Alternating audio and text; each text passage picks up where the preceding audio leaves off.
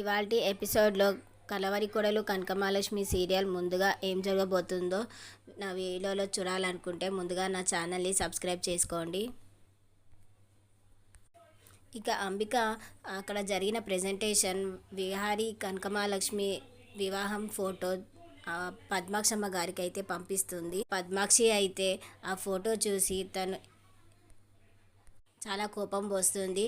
ఏంటి ఈ మహాలక్ష్మి ఇలా చేసిందేంటి, అసలు దీనికి సిగ్గుందా, వీళ్ళు ఏం చేస్తున్నారు, అసలు ప్రెజెంటేషన్ అంటే ఏంటి, ఇలా చేశారేంటి అని అరుస్తుంది. ఇక అప్పుడే యమునమ్మ వస్తుంది. ఏమైంది పద్మాక్షి, ఎందుకలా అంత గట్టిగా అరుస్తున్నావు అని అనేసరికి, నువ్వు వెనకకేసుకొస్తావుగా లక్ష్మిని, చూడు ఏం చేసిందో, ఫోటో చూడు అని చెప్పి యమునమ్మ గారికి అయితే పద్మాక్షి ఫోటో చూపిస్తుంది. యమునమ్మ కూడా ఫోటో చూసి అయితే షాక్ అవుతుంది. కానీ పద్మాక్షి ఈ ఫోటో ఎందుకలా చేసిందో ప్రెజెంటేషన్ కోసమే కావచ్చు, కానీ ఇందులో వాళ్ళని అపార్థం చేసుకోకండి అని యమునమ్మ గారు పద్మాక్షితో అంటుంది. ఇక పద్మాక్షి అయితే ఎంత ప్రెజెంటేషన్ అయినా సరే ఇలా చేస్తారా వీళ్ళిద్దరూ, వీళ్ళు రాని వీళ్ళిద్దరు పని చెప్తా, అసలు ఏమనుకుంటున్నారు వీళ్ళు, కోపంగా గట్టిగా అరుస్తుంది. అసలు వీళ్ళిద్దరికి వివాహం జరగడం ఏంటి, అసలు ఈ ప్రెజెంటేషన్ ఏంటి అని గట్టిగా అరుస్తుంది. ఇక అక్కడనే ఉన్న పండు అయితే, వీళ్ళకి ఇప్పుడేంటమ్మా వివాహము, వాళ్ళకి ఎప్పుడో జరిగిపోయింది, ఇక నువ్వు అది తెలిస్తే మాత్రం గుండె పగిలి చస్తావు అని మనసులో అనుకుంటాడు పండు. ఇక యమునమ్మ అయితే, పద్మాక్షి లక్ష్మికి అయితే ఏం తెలియదు, తనని అపార్థం చేసుకోకు, తను అలాంటి పని చెయ్యదు, నువ్వు ముందే కోపం తెచ్చుకోకు, కంగారు పడకు, తను వచ్చినాక మాట్లాడదాము అని యమునమ్మ అంటుంది పద్మాక్షితో. యమునమ్మ మాటలకు అయితే పద్మాక్షి కోపంతో వాళ్ళ ఇంటికి అయితే రాని, వాళ్ళ సంగతి చెప్తా అని అక్కడి నుంచి అయితే ఇక వెళ్ళిపోతుంది. అక్కడ ఉన్న పండు అయితే యమునమ్మతో, ఏమైందమ్మా, అసలు ఎందుకు ఈమె ఇంత గట్టిగా అరుస్తుంది అని ఏమతో పండు అంటాడు.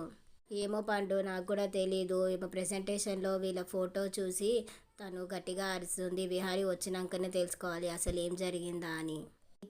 ఇలా ఉండగా అక్కడ ప్రెజెంటేషన్ ఇచ్చిన ఫొటోస్కి అయితే సెలబ్రిటీస్ అయితే చాలా హ్యాపీగా ఫీల్ అవుతారు, వీళ్ళ ప్రెజెంటేషన్ చాలా బాగుంది అని అక్కడ ఉన్న వాళ్ళు సెలబ్రిటీస్ అయితే అందరూ అనుకుంటూ ఉంటారు. ఇక విహారీ అయితే కనకమహాలక్ష్మి మెడలో తాళి కట్టడం తనకైతే ఎంతో హ్యాపీగా ఉంటుంది. నా మనసులో ఉన్న కోరిక రెండోసారి నెరవేరింది, అప్పుడు అయితే అనుకోకుండా తాళి కట్టేశాను, ఇప్పుడైతే నా మనస్ఫూర్తిగా నేను సంతోషంగా కనకమహాలక్ష్మి మెడలో అయితే నేను మళ్ళీ రెండోసారి వివాహం చేసుకున్నాను అని అనుకుంటూ ఉంటాడు. ఇక వీళ్ళ ప్రెజెంటేషన్ని చూసి అక్కడ ఉన్న సెలబ్రిటీస్ అయితే చాలా బాగా ప్రెజెంటేషన్ ఇచ్చారు అని చెప్పేసరికి ఇక విహారీ అయితే కంగ్రాట్స్ అని చెప్పి మహాలక్ష్మితో అంటాడు. ఇక కనకమహాలక్ష్మి అయితే తను చాలా హ్యాపీగా ఫీల్ అవుతుంది, థ్యాంక్ యూ సార్ అని అక్కడ వచ్చిన సెలబ్రిటీస్తో అంటుంది. ఇక ఇలా ఉండగా కాకైతే అది చూసిన ప్రెజెంటేషన్ అయితే తనకు చాలా కోపంగా అనిపిస్తుంది. లక్ష్మి ఏంటి నా బావ పక్కన కూర్చోవడం ఏంటి, అసలు ఏం జరుగుతుంది అని తన దగ్గరకు వెళ్ళి, లక్ష్మి నువ్వు ఇట్రా అని చెప్పి తన జుట్టు పట్టుకొని తననైతే గట్టిగా చెంప మీద కొట్టేస్తుంది. విహారీ అయితే, శాస్త్ర ఎందుకు లక్ష్మిని అలా కొట్టావు, మేము ఏదో జస్ట్ ప్రెజెంటేషన్ చేసాము, ఇది ఆఫీస్ వర్క్, నువ్వెందుకు దీన్ని ఇంత ఇష్యూ చేస్తున్నావు ఇక్కడ ఆఫీస్లో అని చెప్పి గట్టిగా విహారీ శాస్త్ర మీద అయితే అరుస్తాడు. అది కాదు బావా, అది నీ కూర్చొని తన మెడలో తాళి కట్టించుకోవడం ఏంటి అసలు ఇది అని గట్టిగా శాస్త్ర అరుస్తుంది. నాకు చెప్తే నేనే ప్రెజెంటేషన్ నేనే కూర్చునేదాన్ని కదా బావా అని గట్టిగా శాస్త్ర అరుస్తుంది. ఇక విహారీ శాస్త్ర మాటలకు, ఇప్పుడు సమయం కాదు, నేను ఇంటికి వెళ్ళాక మాట్లాడతా, ఇక్కడ ఏం మాట్లాడకూడదు అని విహారీ శాస్త్రతో చెప్తాడు. విహారీ కనకలక్ష్మి అయితే ఇంటికి వెళ్ళాక పద్మాక్షి వీళ్ళతో ఏం మాట్లాడుతుంది, విహారీ వీళ్ళకు ఏం సమాధానం చెప్తాడు, ఈ సమాధానానికి మా పద్మాక్షి గారు ఎలా రియాక్ట్ అవుతారు రాబోయే ఎపిసోడ్లో చూద్దాం.